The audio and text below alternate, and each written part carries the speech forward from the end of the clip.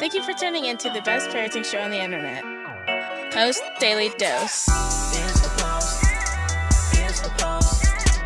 It's the Post. The Post Daily Dose. It's the Post. It's the Post. It's the Post. The Post Daily Dose. It's the Post. It's the Post.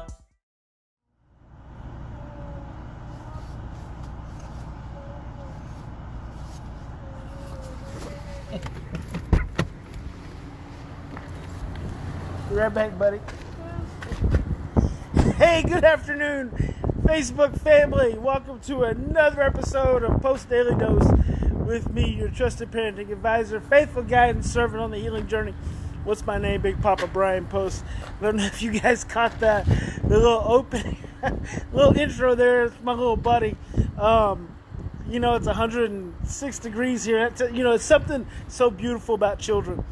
And they just, there's this whole emotional experience. And he's got his little goggles and his little mouthpiece, his little, I can't even remember what it's called, snorkel. And he's just really excited about using it. And so it's, he's sitting there in the car with it on. And it's just, I mean, just like doing this, he's just swimming. He just like, life is beautiful and it's amazing. So, topic of today, and I just pulled over here. I'm en route, been driving 6 hours now today, and still have a little bit more to go. Hey there, Mimi. Topic of today: rejection. It's more common than you realize. It is how many? Let me ask you a question as a parent. Let me ask you a question as a child. Let me rephrase that. How many of you remember being an adult, a young adult, going away for a period of time, and then you finally came back home after maybe some months, maybe even some years for some of you, and you were excited to see your parents, and then literally the first, if not the second thing out of their mouth was something negative. Maybe it was like, oh, that's a interesting looking shirt, or, oh, looks like you've gained some weight, or, oh, your haircut, interesting, oh, you got here awfully fast, or, oh, what took you so long? Do you remember that? Now think about that. I know the reason I mentioned the weight gain one. Hey there, Amanda. Hello there, Tammy. Is Mimi knows that one because my grandma, my dear Opal Lee, I loved her dearly. She was always quick. Like when you first get to her house, she'd be like, "Boy, you done gained some weight." Well, the first thing she'd say, "Boy, you getting fat." And she said to almost everybody.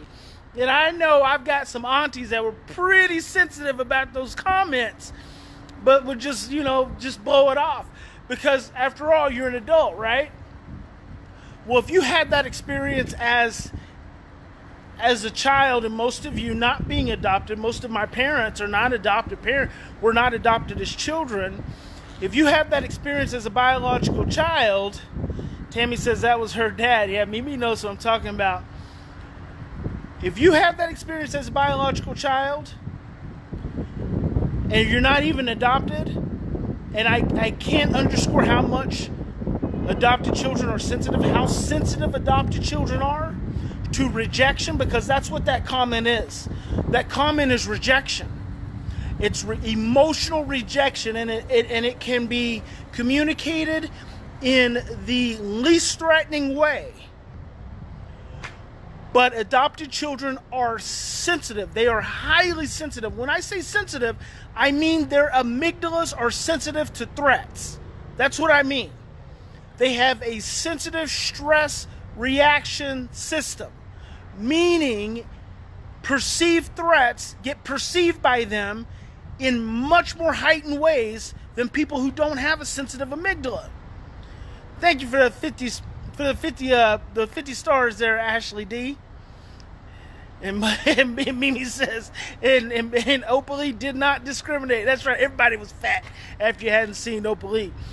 So here's the thing. I keep running into this because I know I'm sensitive.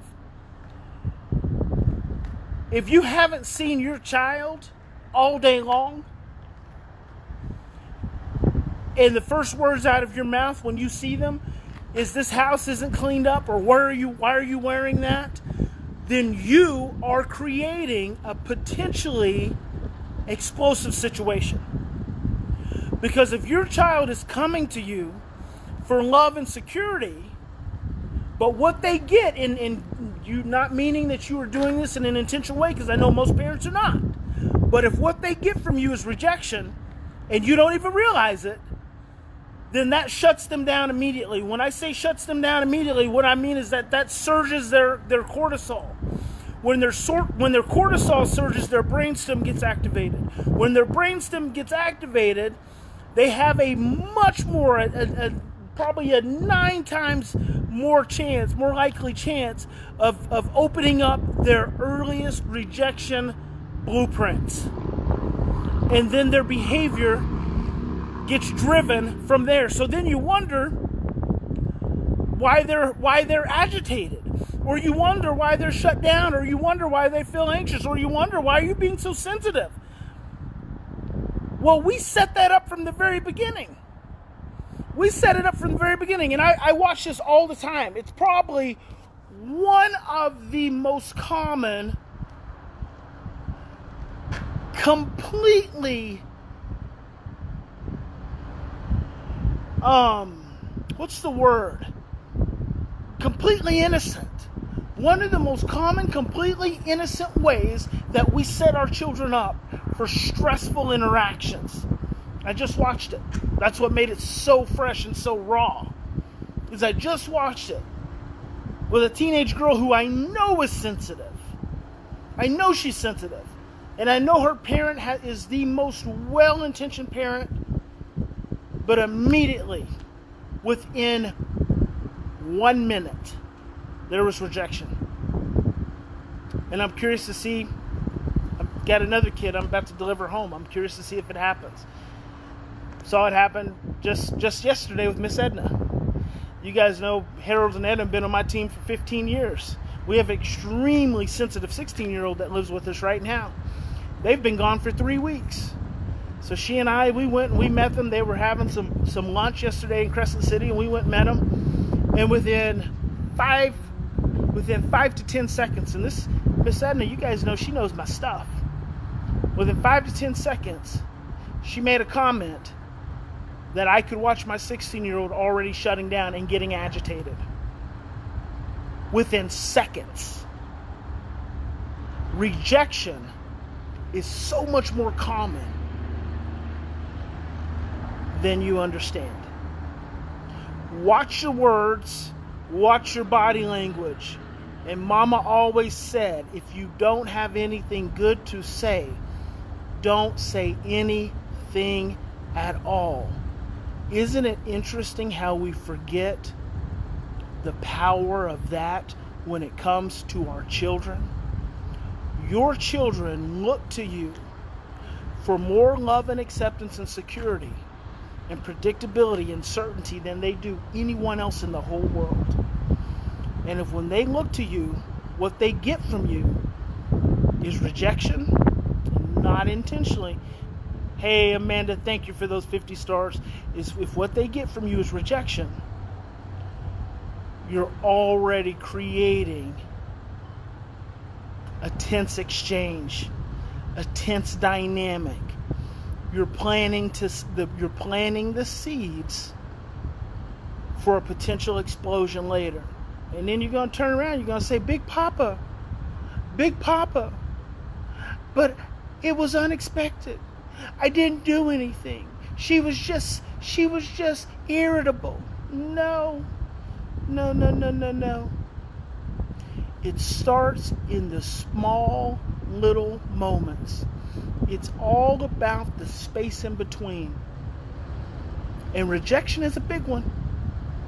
It's a big one. So if you don't have anything good to say, don't say anything at all. And I mean that. I truly mean that. If you don't have anything good to say, don't say anything at all. No, you don't have to teach them.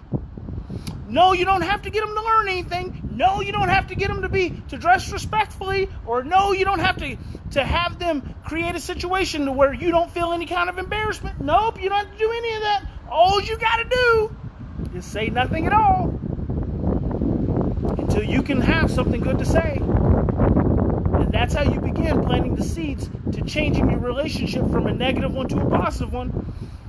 We can do better. Hey, remember, in any given situation, we always have two choices. Any given situation, we always have two choices.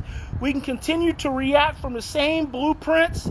See, and that's where it's coming from. It's coming from our blueprints.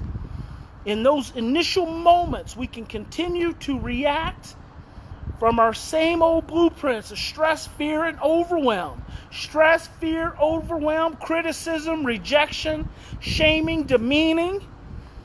See, the list just goes on and on. Or we can stop, we can slow down, we can take 3 to 10 deep breaths and know that God put this child in your life for a reason.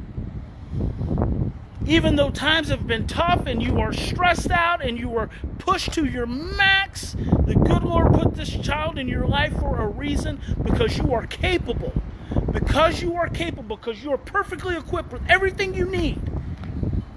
So you've got to stop and you've got to slow down. You got to take those 3 to 10 deep breaths, and you got to dig deep into your heart, and you got to find a smile or warm eye contact or something good to say, or you don't say anything at all. God bless you. Big Papa loves you. We'll see you tomorrow.